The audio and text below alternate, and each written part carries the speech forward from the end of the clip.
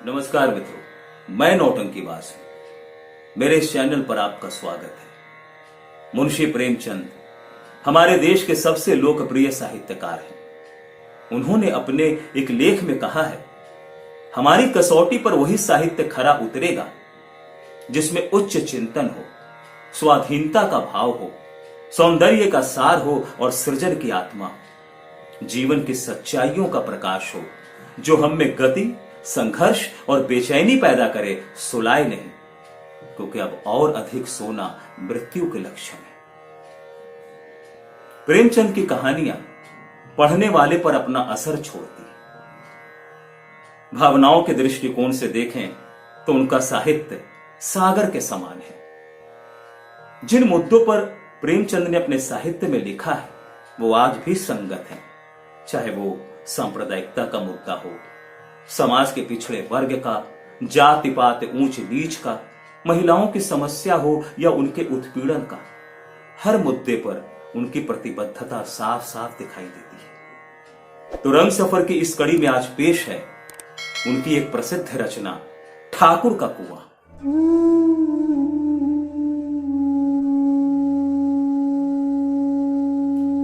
जोखू ने लोटा मुंह से लगाया तो पानी में सख्त बदबू आई।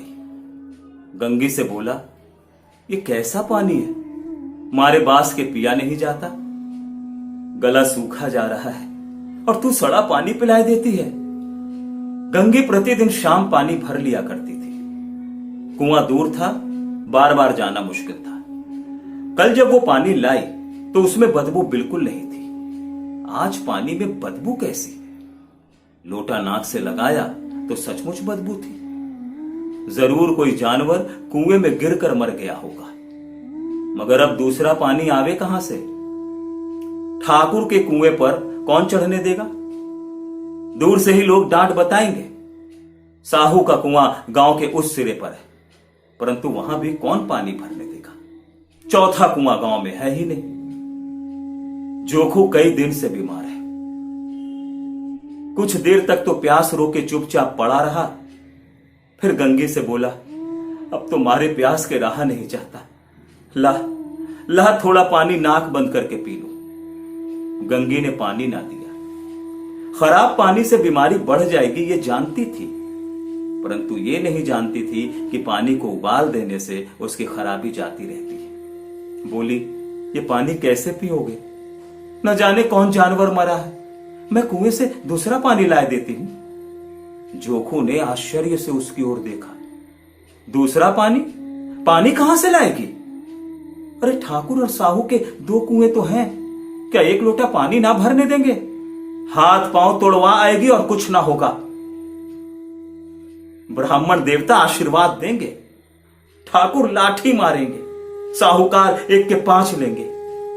अरे हम गरीबों का दर्द कौन समझता है? हम तो मर भी जाते हैं तो हमारे द्वार पर कोई झांकने नहीं आता।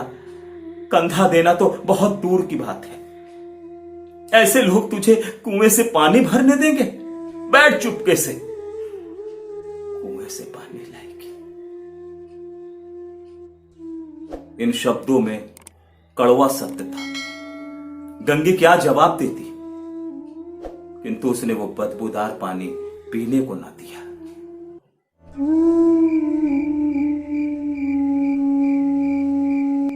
रात के 9 बजे थे।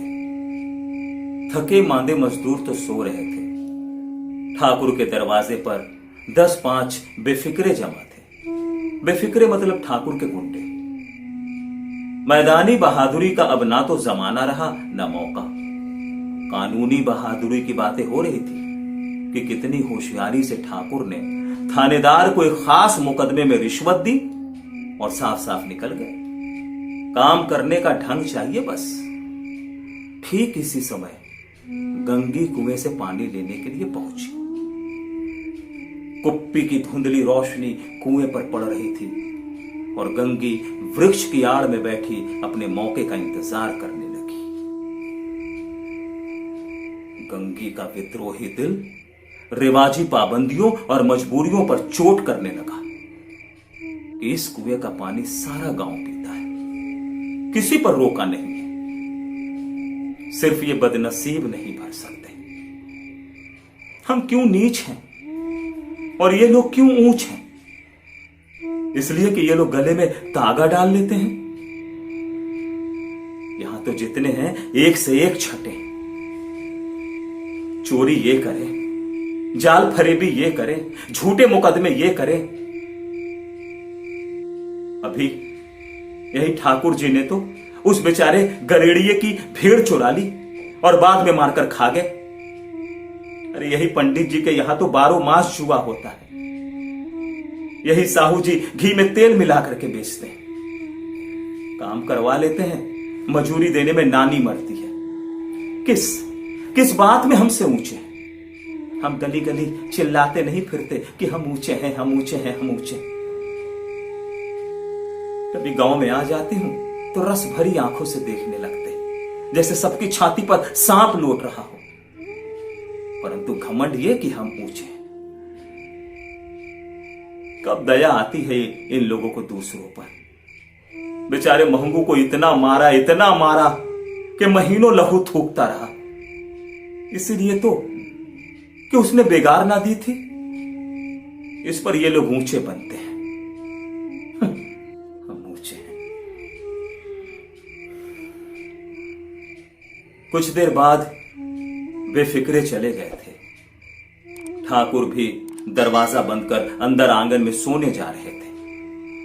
गंगी वृक्ष की छाया से निकली और कुएं की जगत के पास आई। गंगी ने क्षणिक सुख की सांस ली कि किसी तरह मैदान तो साफ हुआ। अमृत चुरा लाने के लिए जो राजकुमार एक जमाने में गया था, वो भी इतनी सावधानी के साथ और समझ बूझ कर नहीं गया होगा। गंगी दबे पांव कुएं की जगत पर चढ़ी।